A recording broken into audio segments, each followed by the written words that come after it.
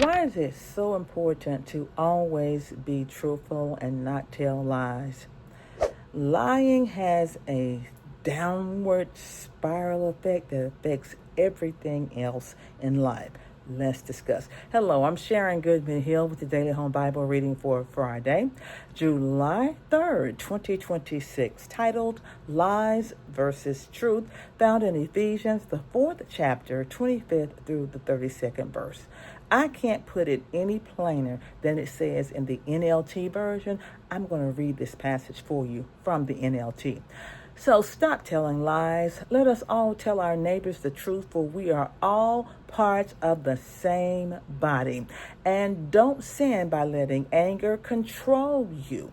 Don't let the sun go down while you are still angry, for anger gives a foothold to the devil, and that is not what we want. He's already stealing, killing, and destroying. We don't want to give him an extra foothold. 28 says, if you are a thief, quit stealing. Instead, use your hands for good, hard work, and then give generously to others in need.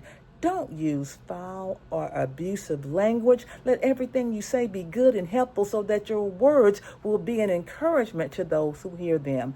Don't lie, in other words. And do not bring sorrow to God's Holy Spirit by the way you live. Remember, He has identified you as His own, guaranteeing that you will be saved on the day of redemption. That's the good news. So get rid of all bitterness, rage, anger, harsh words, and slander, as well as all types of evil behavior. Instead, be kind to each other, tender-hearted, forgiving one another, just as God through Christ has forgiven you.